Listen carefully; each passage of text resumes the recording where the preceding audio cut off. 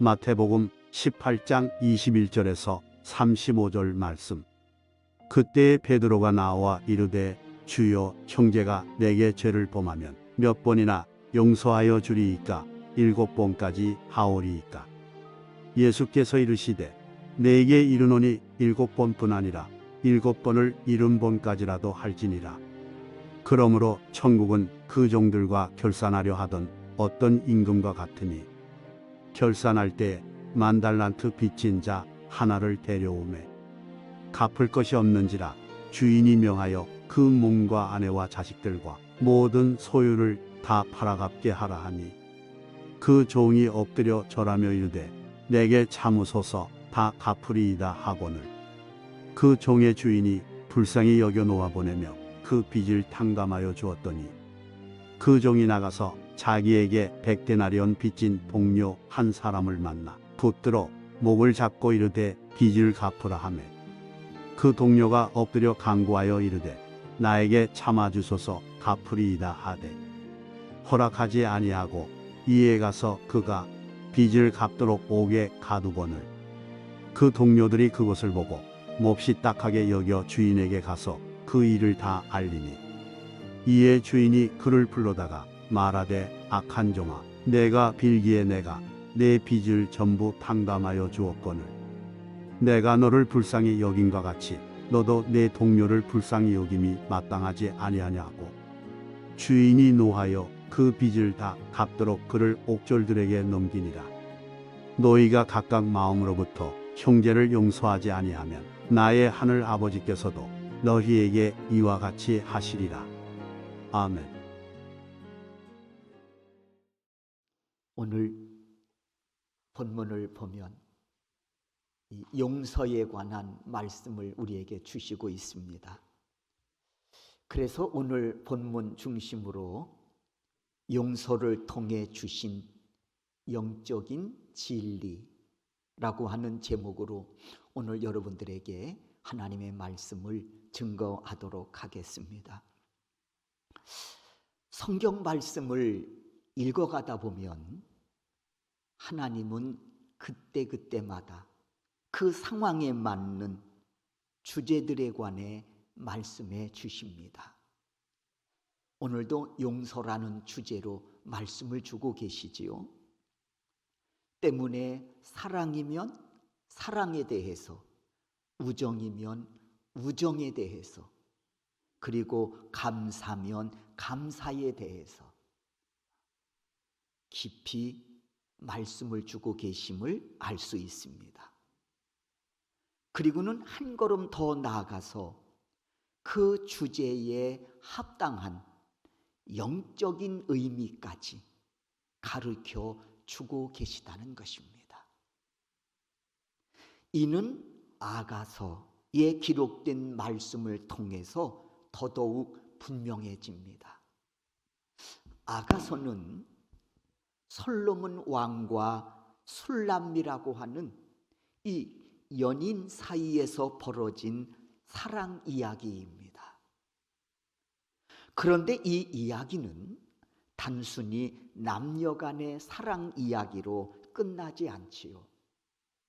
왜냐하면 하나님은 이들의 사랑을 통해서 우리에게 말씀하시고자 하시는 영적인 메시지가 이 말씀 속에 담겨 있기 때문입니다. 그러므로 하나님은 솔로몬과 술람미 이 두 사람의 사랑을 통해서 결국 당신이 우리를 얼마나 사랑하시는지를 보여주시고 또 말씀하고 계시다고 하는 것입니다. 그러니 아가서는 단순히 남녀 간의 사랑 이야기가 아니라 이들의 사랑을 통해서 하나님이 우리를 얼마나 사랑하시는지 영적 메시지가 담긴 말씀이라고 하겠습니다. 오늘 본문도 마찬가지입니다. 이 용서라고 하는 주제로 말씀을 하고 계시지만 단순히 용서로 끝나는 이야기가 아니라 이 용서 속에 담겨져 있는 영적인 메시지까지 오늘 우리에게 주고 계시다는 것이지요. 오늘 본문을 보면 어느 날 베드로가 예수님께 찾아와 묻습니다. 예수님, 형제가 내게 죄를 범하면 몇 번이나 용서하여 주면 되겠습니까? 7번이면 충분하지 않겠습니까?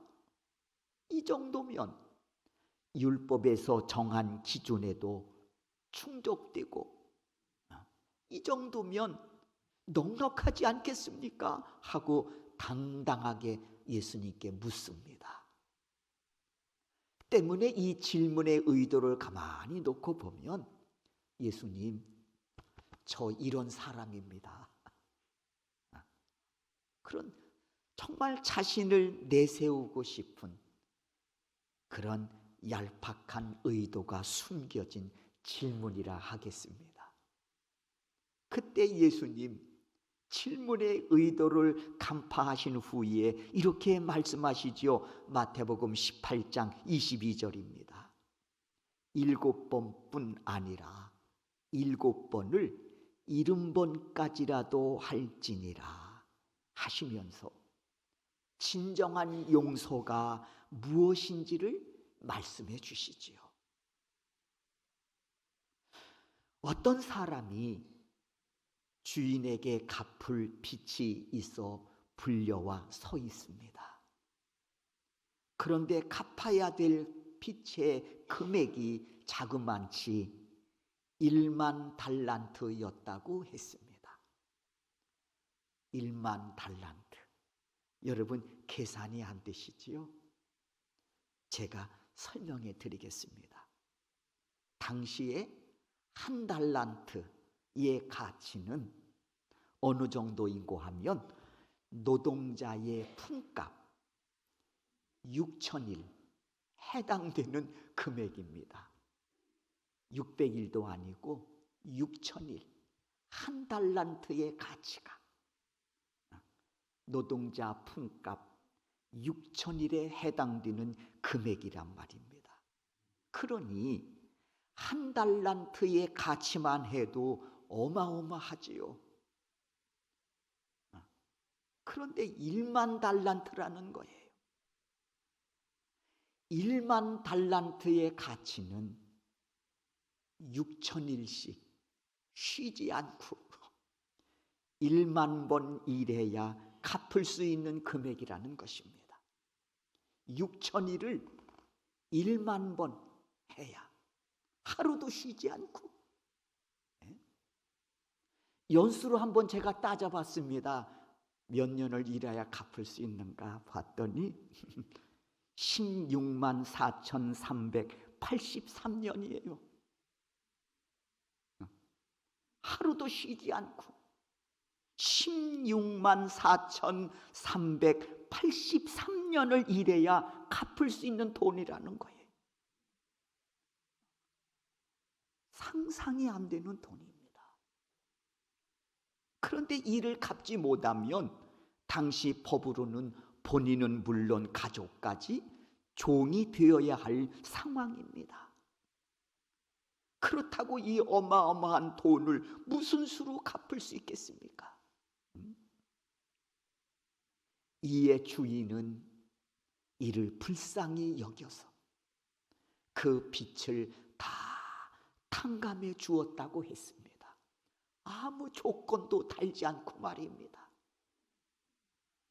얼마나 큰 은혜를 입은 겁니까?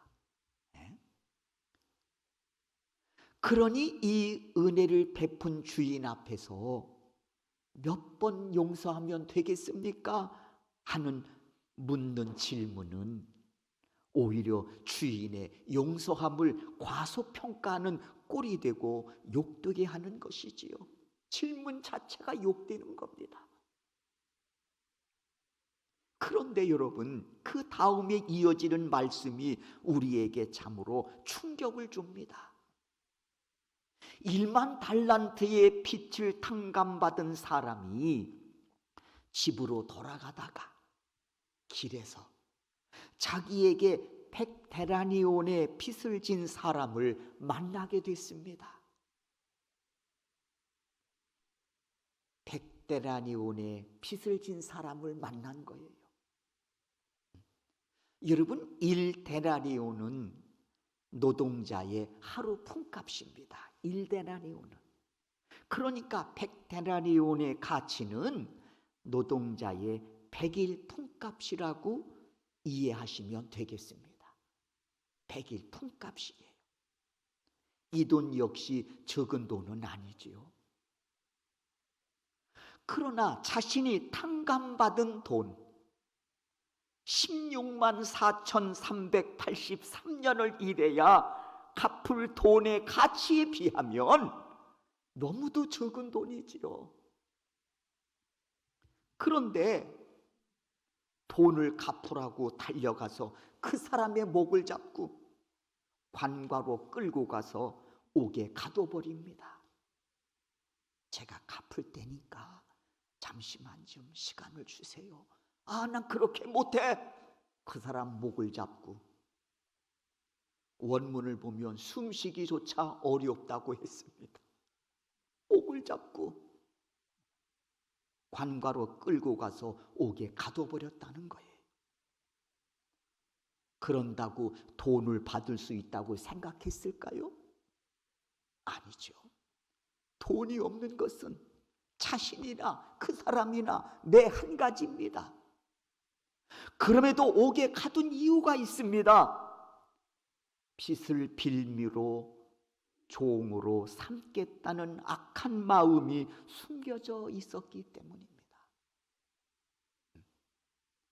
갚을 돈이 없다는 거 압니다. 옥에 가둬봐야. 그럼에도 불구하고 옥에 가둔 이유는 내가 너를 종으로 삼겠다고 하는 악한 마음이 거기 있었다는 거예요.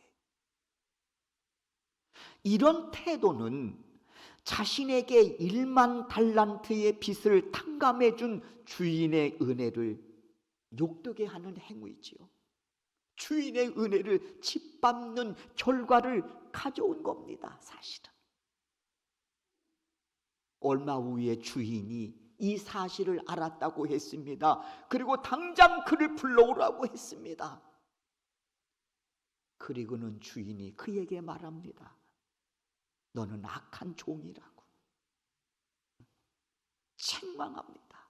그리고 노하여 이르기를 나는 너를 불쌍히 여기어 빚을 다 탕감해 주었거늘 너는 어찌 그리하지 않았느냐 하면서 주인 역시 그 악한 종을 옥졸에게 넘겨주었다고 했습니다.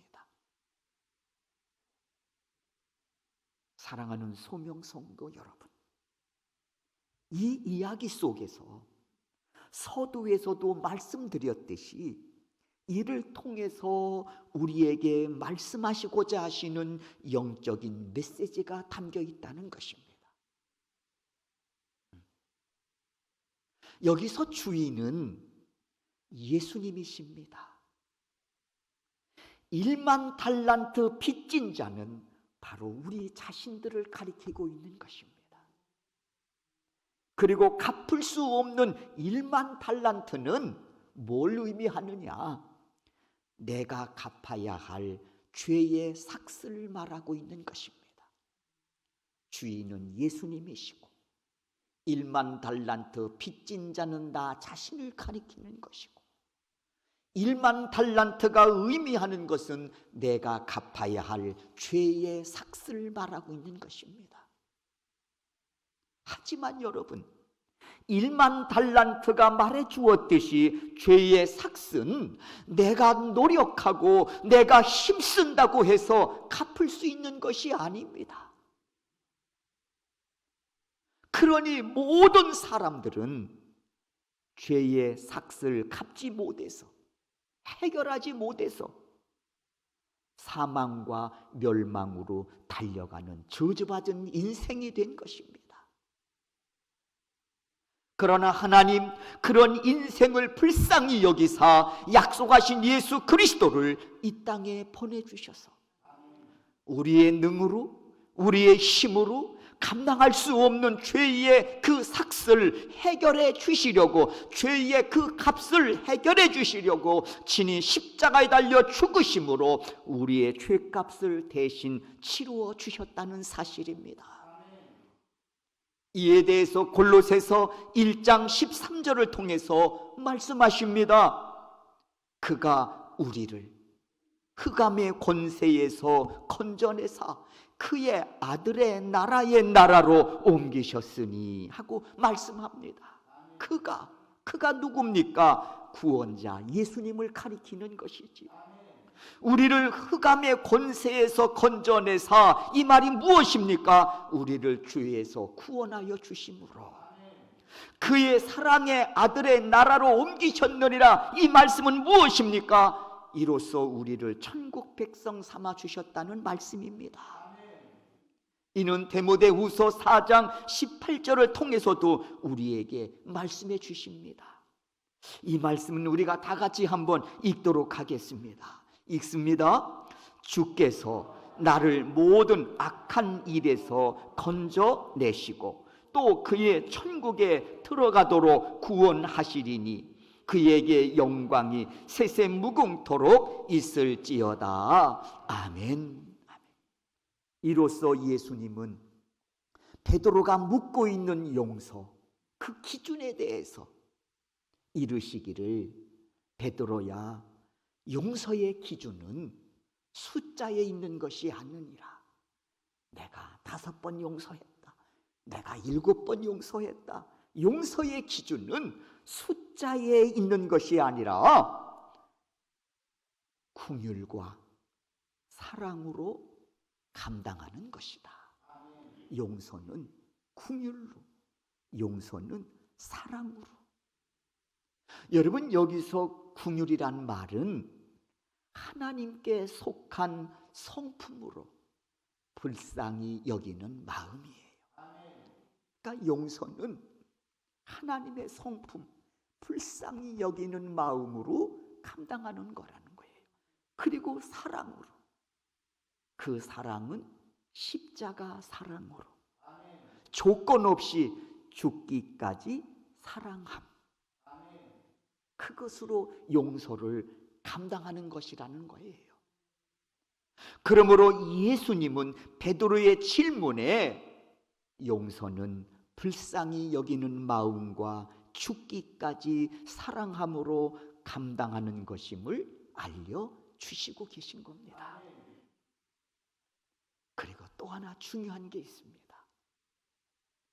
예수님은 비탄감이라고 하는 이 비유를 통해서 용서가 가지고 있는 능력에 대해서 말씀하고 계십니다. 여러분은 용서가 어떤 힘, 용서가 어떤 능력을 가지고 있다고 생각하십니까? 여러분, 사랑에도 힘이 있지 않습니까? 용서에서도 발휘되는 힘이 있습니다. 지금 그것을 예수님께서 베드로에게 영적인 진리를 통해 지금 전하고 계신 겁니다. 첫째, 용서는 뭐냐? 죄 사함에 힘이 있다는 것입니다. 그 힘은 1만 달란트보다 더 무거운 죄의 짐을 내려놓게 하는 힘입니다. 저는 이를 죄 사함의 능력이라고 말하고 싶습니다. 이것을 예수님께서 우리의 죄를 용서하심으로 보여주고 계시지 않습니까? 얘들아, 용서가 갖고 있는 힘은 1만 달란트보다 더 무거운 죄의 짐을 내려놓게 하는 힘이 있느니라. 무엇이요? 용서가 그 힘을 가지고 있다는 거예요. 그리고 또 하나, 용서의 힘은 구원에 이르게 하는 힘이 있다는 것을 알려주고 계십니다. 이건 역시 예수님께서 십자가 위에서 보여주시지 않았습니까? 그러므로 용서하심을 믿고 예수 그리스도를 영접하면 1만 달란트보다 더 무거운 죄의 문제 예수 안에서 해결받습니다. 그리고 하나님의 나라의 백성이 되는 것이지요. 때문에 계시록 22장 14절을 통해서 누가 진정 복 있는 사람이냐 하시면서 이르시기를 복 있는 자, 두루마기를 빠는 자들이 복이 있다고 말씀하고 있습니다. 다 같이 한번 우리가 계시록 22장 14절 말씀을 읽겠습니다. 읽습니다. 자기 두루마기를 빠는 자들은 복이 있으니 이는 그들이 생명나무에 나아가며 문들을 통하여 성에 들어갈 권세를 받으려 함이로다. 그렇습니다. 자기 두루마기, 그러니까 자기 옷을 빠는 사람은 복이 있다고 말씀하고 있습니다. 여러분, 이 말씀은 사죄의 은총, 즉 용서하심과 관련된 말씀입니다. 용서와 관련된 말씀이에요. 좀 이해를 돕기 위해서 옷에 대해서 먼저 말씀을 드리도록 하겠습니다. 성경에서 말하는 옷은 신분을 나타날 때 많이 쓰여집니다. 신분. 제사장들이 에봇을 입어 자신의 신분을 드러냈듯이 옷은 신분을 나타내지요. 지금도 마찬가지입니다. 누군가 이 자리에 군복을 입고 나와 예배를 드리고 있다면 우리는 그 사람이 군인임을 알 수 있습니다. 반면 또 누군가 경찰 복장을 하고 예배를 드리는 분이 계시다면 아하, 저분은 경찰관이시구나. 그분이 입은 옷을 통해서 그 사람의 신분을 우리가 알 수 있지 않습니까? 이처럼 옷은 그 사람의 신분을 나타낸단 말이에요. 세상에는 많은 사람들이 수많은 신분을 가지고 살아갑니다. 그러나 성경에는 오직 두 종류의 신분만이 있다고 말씀합니다. 성경은 오직 두 종류의 신분만이 있다는 거예요. 죄인과 그리고 보혈의 능력으로 의롭다 하심을 입은 의인입니다. 성경은 오직 두 가지 신분, 죄인과 의인, 이 두 신분만이 있다고 말씀합니다. 그러므로 여러분, 계시록 22장 14절에서 방금 우리가 읽었죠. 두루마기를 빠는 자들이 복이 있다 하신 말씀은 의인에게 주신 말씀으로 더럽혀진 두루마기를 보혈로 깨끗이 빨아 용서하심을 입은 자는 복이 있다는 말씀이에요. 예수님이 십자가에 흘리신 보혈의 능력으로 죄사함 받은 사람, 그래서 죄인이 의인된 사람이라면 그는 진정 복 있는 자라고 말씀하고 있는 것입니다. 이것을 두루마기를 빠는 자는 복이 있다 하고 말씀하고 있는 것입니다. 신분의 변화지요. 다시 한번 22장 14절의 말씀을 보겠습니다. 자기 두루마기를 빠는 자들은 복이 있으니 보혈의 능력으로 죄사함 받은 자들은 복이 있나니 이나여 죄인이 의인되어 주 앞에 서 있는 자들은 복이 있나니, 그 말씀 아닙니까? 이는 그들이 생명나무에 나아가며 문들을 통하여 성에 들어갈 권세를 받으려 함이로다. 위의 말씀에서 보듯이 두루마기를 빠는 자들에게 주어지는 복이 있다고 말씀합니다. 두 가지 복이지요. 첫째는 생명나무에 나아가는 복입니다. 여러분, 이 말씀에 생각나는 말씀이 없으신가요? 에덴 동산에 생명나무가 있었습니다. 그런데 아담과 하와가 선악과의 열매를 취함으로 이들이 불순종의 죄를 짓게 됐지요. 그래서 이들의 신분은 죄인이 됐습니다. 죄를 지으면 죄인이지요. 하나님이 이때 조치하신 일이 있습니다. 그게 뭔고 하니 생명나무에 나아가는 그 길을 화영검과 천사들을 동원해서 그 길을 막아버리십니다. 창세기 3장에 보면 주인에게 생명나무에 나가는 길을 막아버리시지요. 근데 오늘 본문에 보니까 그 길을 열어놓으신다는 것입니다. 누구에게? 두루마기를 빠는 자들에게. 그리스도의 보혈의 능력으로 죄 사함 받아 의인된 자들에게는 하나님께서 이 생명나무에 나가는 길을 열어놓으셨으니 이들은 복 있는 자들이다 하고 지금 말씀하고 계신 겁니다. 두 번째, 두루마기를 빠는 자들에게 주어지는 복이 있지요. 문들을 통하여 성에 들어갈 복을 받습니다. 예수님 말씀하시기를 나는 양의 문이다 말씀하시지요. 문을 통하여 성에 들어갈 자는 복이 있다고 말씀하고 있습니다. 천국 입성을 말씀하고 있는 것이죠. 이 복이 누구에게 주어진다고 했습니까? 두루마기를 깨끗하게 빤 자들. 이들은 보혈로 죄악으로 더러워진 자신들의 옷을 깨끗하게 빨아 주 앞에서 정결하게 된 자들입니다. 그런데 여러분, 잊지 말아야 할 것이 하나 있습니다. 용서함의 은혜를 받아 의롭다 하심의 은혜를 입은 자들은 이 은혜가 필요한 자들에게 전하며 살아야 한다는 것입니다. 이 사실을 예수님은 베드로의 질문에 답하시면서 명하고 계십니다.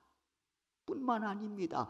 이는 예수님이 가르쳐 주신 기도문을 통해서도 더욱 분명해집니다. 이 용서함의 은혜를 보여주고 전해야 한다는 사실을 말입니다. 누가복음 11장 4절입니다. 우리 다 같이 한번 이 말씀을 읽겠습니다. 읽습니다. 우리가 누구에게 죄 지은 모든 사람을 용서하오니 우리의 죄도 사하여 주시옵고 우리를 시험에 들게 하지 마옵소서 하라. 예수님이 가르쳐 주신 기도문입니다. 이렇게 기도하라는 거예요. 우리에게 죄 지은 모든 사람을 용서하오니 하나님, 저의 죄도 용서하여 주셔서 시험 들지 않게 하옵소서. 이렇게 기도해야 된다 하고 예수님께서 제자들에게 가르쳐 주신 기도문입니다. 그래요. 지금 이 기도를 누구에게 명하고 계신 겁니까? 1만 달란트보다 더 무거운 죄의 삭을 긍휼하심으로 그리고 십자가 사랑으로 해결을 받은 우리에게 명하고 계신 겁니다. 예수님의 제자들은 그리고 스데반 집사와 바울은 제자 되어 명하신 그 말씀에 순종하며 살았습니다. 그리고 오늘 우리 역시 제자 되어 그 길을 따라가는 믿음의 사람들입니다. 소망합니다. 여러분의 심령 속에 주님의 긍휼하심과 사랑함이 가득가득 채워져서 이 은혜가 필요한 곳에 하나님께서 나를 세워주셨을 때 이 은혜를 전하고 이 은혜를 행하는 그런 복 있는 삶을 살아가시는 우리 소명교회 성도 여러분들이 되시기를 주의 이름으로 축원합니다.